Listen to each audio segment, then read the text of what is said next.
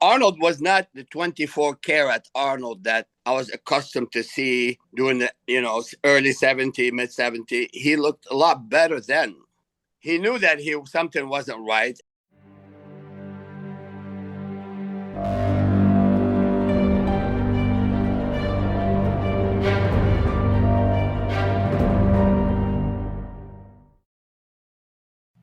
Hi everybody, Golden Era Bookworm here. Welcome back to our ongoing video series with 1983 Mr. Olympia Samir Bannout.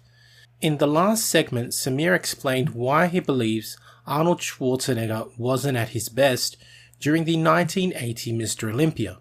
In this part of the interview, he offers his take on the backstage tension between Arnold and Mike Mentzer and suggests that Arnold may have picked that fight for a very specific reason. Here's what Samir had to say. It's all about really 100% tunnel vision when you aim to win the Miss Olympia.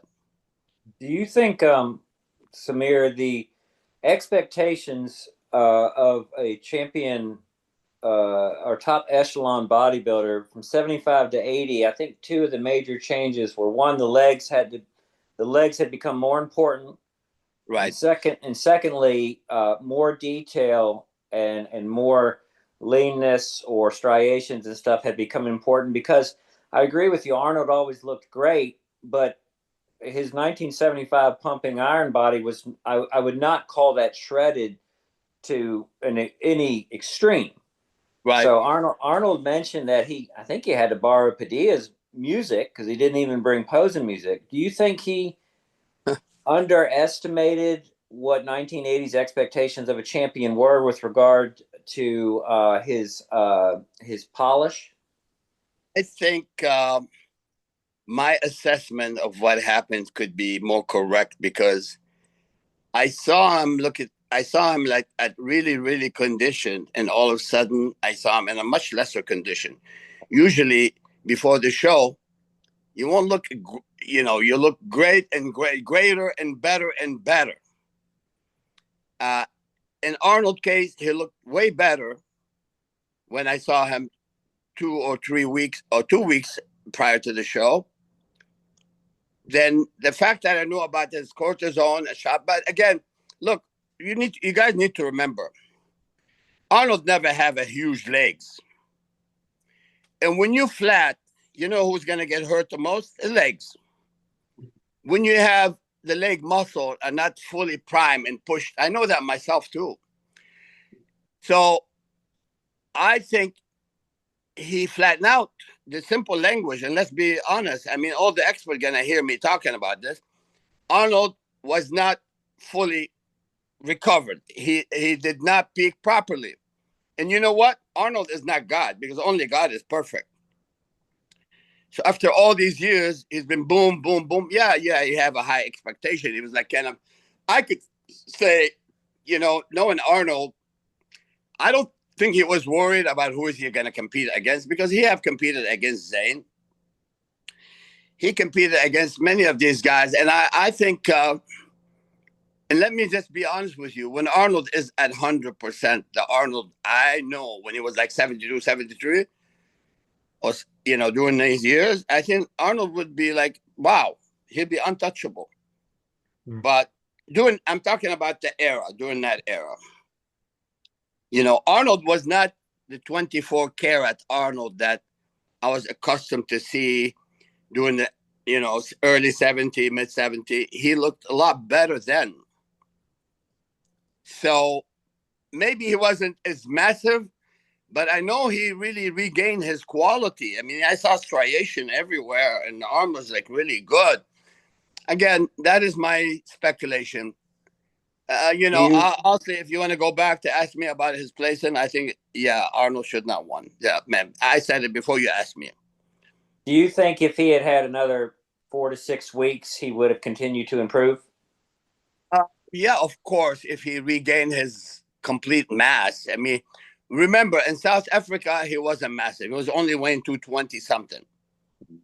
He wasn't massive. And probably at the time, he was also involved in the movie and stuff.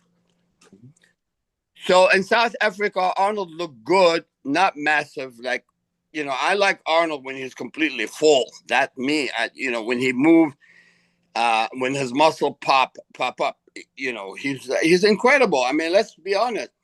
If Arnold was the Arnold that I saw all throughout the years, because I followed Arnold every single contest, and like I said, I'm a fan of Arnold. And no, he did not impress me at all in Sydney. That wasn't the Arnold that I, looked up to. Even though, honestly, as a beginner at the time, I knew I wasn't prepared myself. I knew I was overtraining for the 80 Olympia. It was my first contest, and I was like, hold on one second. Yeah, yeah. Anyhow,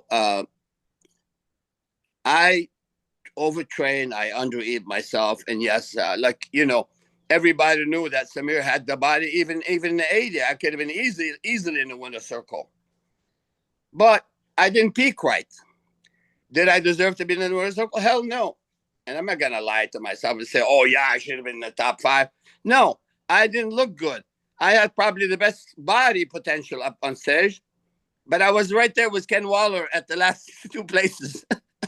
And even Casey Vieto looked like crap doing that one show. So myself, Ken Waller, and Casey, we were like way at the bottom of the pile. And honestly, I walked backstage and I looked at Arnold honestly, I said, I was impressed. I was not. I was impressed at World Gym a couple weeks before, but backstage at the Opera House in Sydney, I didn't like what I saw. And I think Arnold was a little bit, he knew that something wasn't right. And I know, that Arnold was a little bit feisty, actually, backstage before the competition.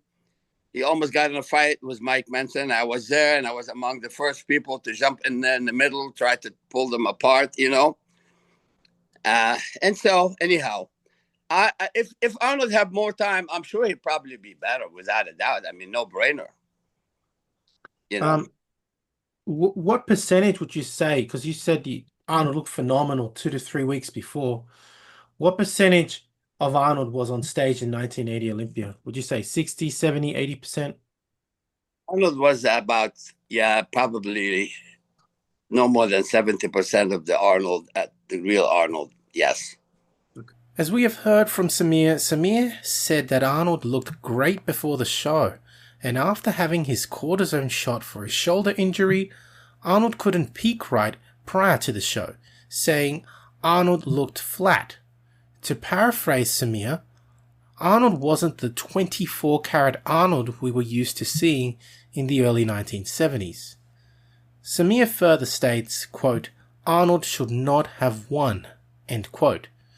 Samir makes a great point too, pointing out that Arnold of 1975, when he had initially come back from retirement in 1974, was not the full Arnold of 73 and 74, and only weighed 225 pounds, if I'm not mistaken.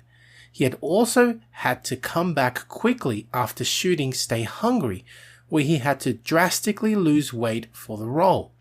In 1980, however, judging from Samir's perspective, Arnold was not able to peak as he did before, not even as he did in 1975. For this reason, Samir, as well as all other contestants, were not impressed with Arnold.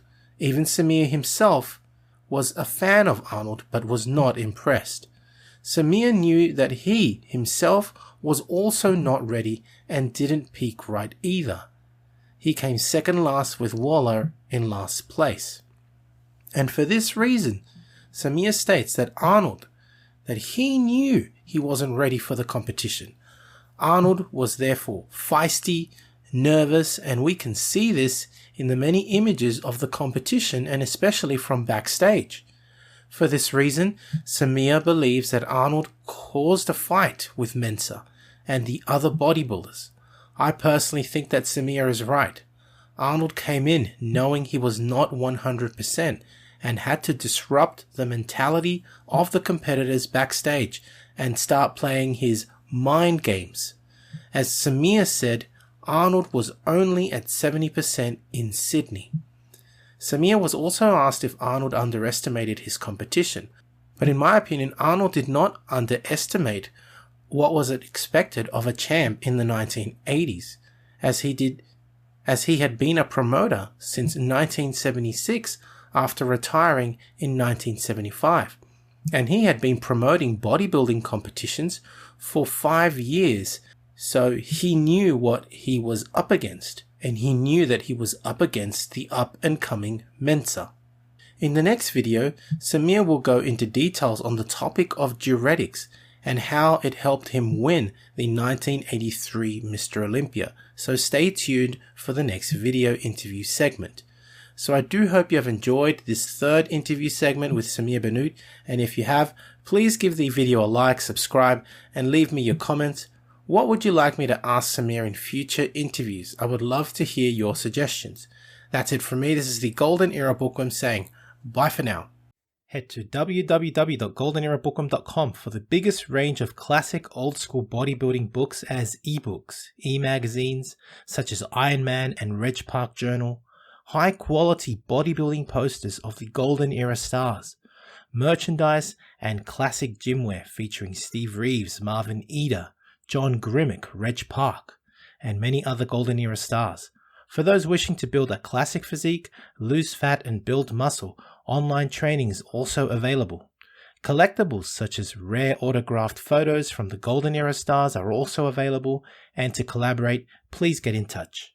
Now, if you're interested in learning more about Vince Gironda's approach to bodybuilding, his principles, and all these tips of wisdom that he has, I mean, there's so much stuff that probably hasn't been proven by science, and it will take science to prove or disprove Vince. But to be honest, these 3 books, I believe, which I call the Classic Physique Bundle, are the best books that Vince ever came out with. And they, of course, are the Wild Physique, the Master Series, and the Pro Series. Have a look at it this way. The Wild Physique, I believe, is like the ABCs of Vince Gironda's principles to bodybuilding. He teaches you the exercises and his principles. But how do you put them together? Well, the Master Series is a 14-month program of using all of these principles, all of the diets that Vince came out with, all of the exercises. And of course, the Pro Series was a book that he came out with later on, specially targeted for getting into competition. It's just these 3 books, as I call it, the Classic Physique Bundle, Vince's best work, and available, of course, at www.goldenerabookworm.com.